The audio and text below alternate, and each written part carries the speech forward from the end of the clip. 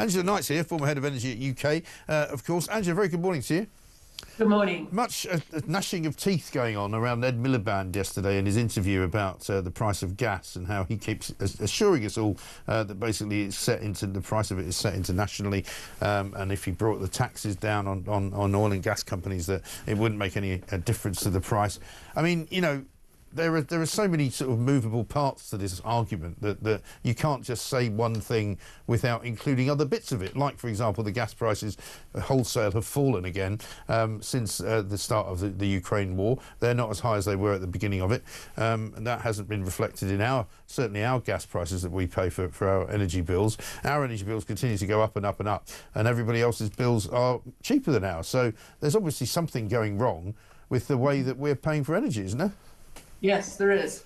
There's a few things going wrong, and as you say, it's all a bit complicated. Let me try and have a go at sort of spreading them out one by one. The first thing is, as far as your energy bill is concerned, if you actually look at it, you'll find that increasingly more and more of that bill is nothing to do with the actual cost of gas and electricity, but it's everything else that's added on it as well. Right. Now, we all know about the transmissions on that. That's, you know, they bringing the high pressure gas and the wires across the country, and then the network which distributes it locally. So that all sits on the bill. But then what you've also got on the bill, what's called social costs, which is costs that we all pay to the poor elements of society to have their houses insulated, right. And to get sometimes, you know, a lower price, what they call the warm homes tariff. Yeah. And then what's also added on is the whole of the environmental costs. So if you just look to the electricity alone, something like only about, a third of the 40% of the bill is actually electricity. Yeah. Everything else is the add-ons. Yeah. Now, other countries don't necessarily do it like that. So that's the first thing. The second is that, of course, we distort our electricity price in this country uniquely, because what we say is that the price of the electricity is set by every half hour by the last generator required to actually meet demand, which is always the most expensive, which is gas at the moment. So that means that even though you've had a lot of wind, maybe you had the old nuclear all providing electricity at that moment in time, it is the gas that will set the price of the pool regardless. So we artificially raise the cost of our electricity in this country. And right now, what you could do is you could just change that calculation. You don't have to take it like that, after all. You can do it on some sort of weighted average. There's lots of other ways that you can do it. Right.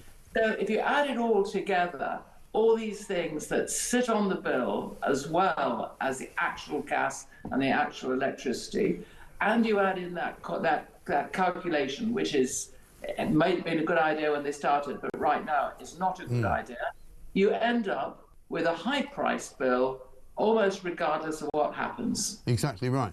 And what he doesn't do as well to reduce the prices is to admit that maybe we should actually produce more of our own fossil fuels. I mean, he was very sure yesterday at this summit, this energy security summit, that was not the way forward, and he said that it would not actually make energy prices any cheaper if we increase fossil fuel production, which is wrong. First of all, it was disputed as well by energy envoy from the US, Tommy Joyce, who said absolutely ridiculous to say that, because of course it would. You know, if we drilled for gas and oil in the North Sea and had more of our own energy, we wouldn't have to pay so much for it. Similarly, if we fracked, we wouldn't have to pay so much for the gas. You know, there's all manner of things that he could do, but he's not doing.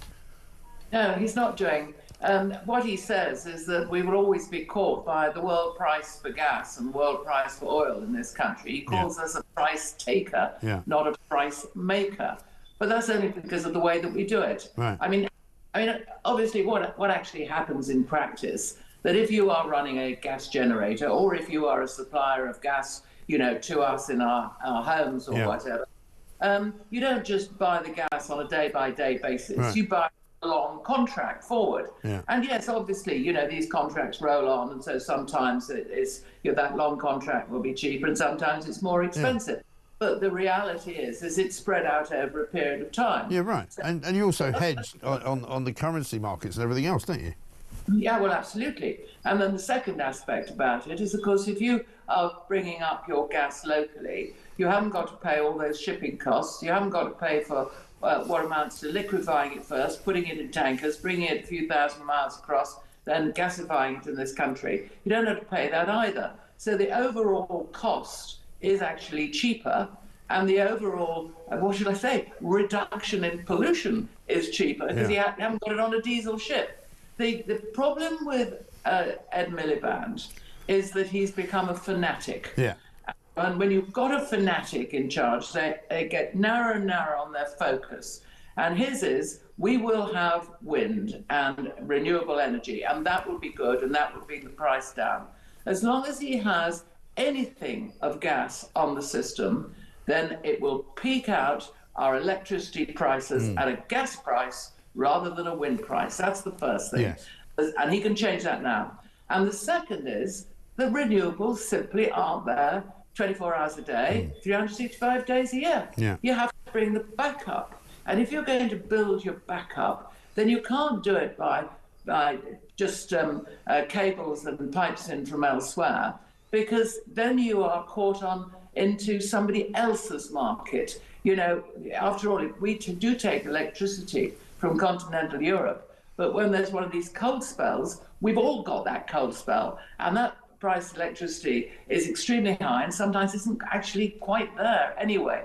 So we have to build our backup, and that has to be onshore. And I always say this, small-scale nuclear reactors, get going with them, because they're not expensive like the huge big ones. They can be done quickly, and importantly, you can put them in the places where you've either had coal-fired power stations or indeed had nuclear power stations in the past. So you haven't got this current difficulty, this difficulty that's been coming for ages, which says the grid isn't big enough.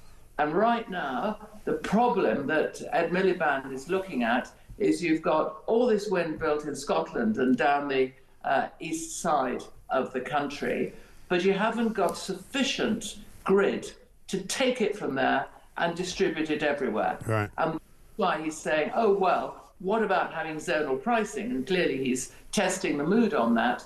And if you have zonal pricing, that's fine if your factory is in Scotland, but boy, it's not fine if your factory is in the south of England. Exactly right.